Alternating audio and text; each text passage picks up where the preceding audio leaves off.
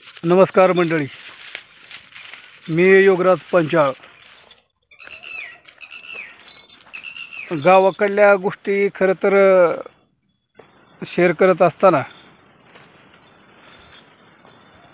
आज मी खास एक विषय घेऊन आलेलो आहे, शेळीपालन. मी धाराशिव जिल्ह्यातील आहे आणि आमच्याकडं उस्मानाबादी शेळी बनवून खास ब्रँडेड असं हे बघा, ही शेळ आहे. शेळीपालन दोन प्रकारचं असतं, एक बंदिस्त आणि एक मोकळं. एक फिरस्ती हा व्यवसाय, अगदी कमी भांडवलामध्ये हा व्यवसाय आपल्याला सुरू करायचा येतो. मी पहिल्यांदा ही शेळी म्हणजेच पाटच होती, ती 5-5.5 हजाराला घेतली. तिथंच आज वाढलेला हा विस्तार आहे.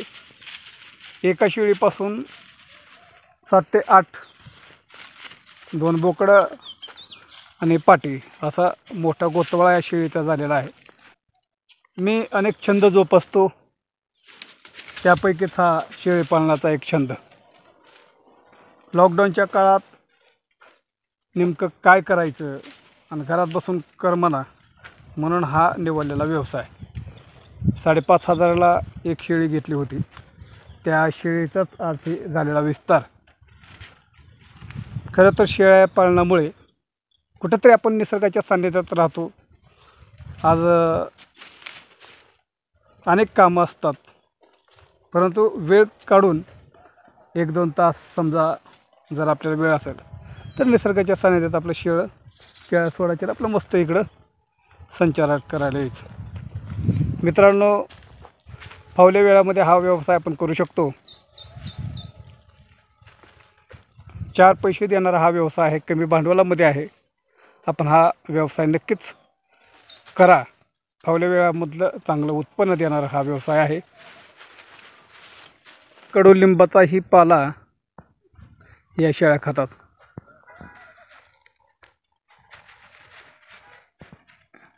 हे बाबळीच्या शेंगा आहेत वाळलेल्या.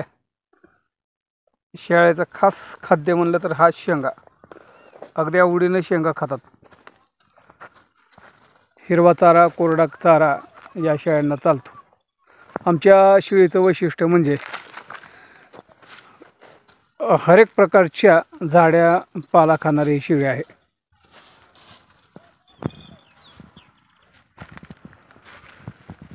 दोन पिली दिली तर योग्य असे जोपासना त्या पिलांची वाढ व्यवस्थित होते, म्हणून 2 पिल्याचीच शेळी असणं गरजेचं आहे. 3 पिल्याची जर शेळी असेल तर पिली मोठी करायला थोडं मेहनतीचंच काम आहे.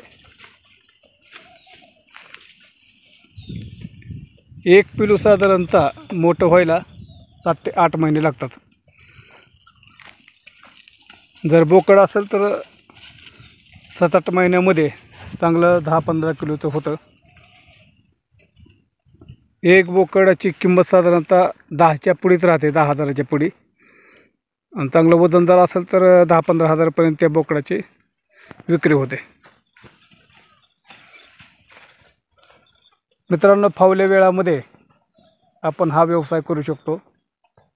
जर शेत असेल तर शेतामध्ये पाणी व्यवस्था असेल तर बंदिस्त शेळीपालन सध्या आपण करू शकतो.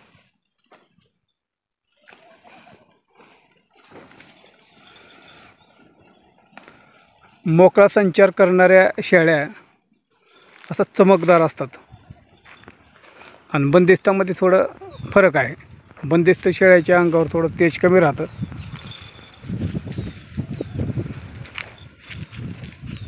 बंदिस्त पालन म्हणलं की तिथं चारा आला, त्याच्यासाठी उपाययोजना आल्या. महत्त्वाचं असते ते पाणी असल्यानंतर ओला चारा तयार करता येतो. बंदिस्त शेळीपालन म्हटलं की खर्चिक बाब आहे आणि असं मोकळं फिरवण्यासाठी जर आपल्याला वेळ असेल तर खरं तर शेळीपालन मुक्त संचारामध्येच परवडेबल आहे. हे बोकड 4 ते 5 महिन्याचं आहे. ह्याची आई एका आजाराने मेली होती. तिला त्या मोठ्या शिळीनं म्हणजेच त्या पिल्याच्या आईची आजी म्हणायचं, तिनं तिचं दूध पाजून पालनपोषण केलं. आणि ही जी आहे ती तिची मावशी. ह्या बोकडाचं दोन्ही शेळ्यानं चांगलं पोषण केलं. गपकीला का टक्करच खेळतो बघ तू. जा खेळ तिकडे, पळ. खाजा तिकडे, खाजा, पळ.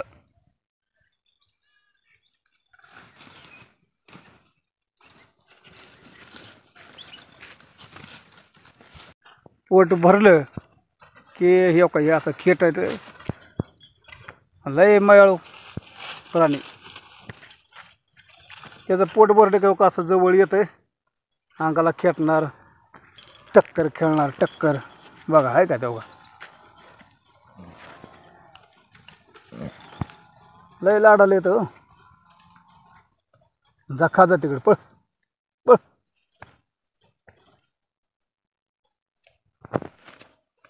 चला तर मग मी इथंच थांबतो. नंतर पुढल्या व्हिडिओत आपण नवीन विषय पाहू. धन्यवाद.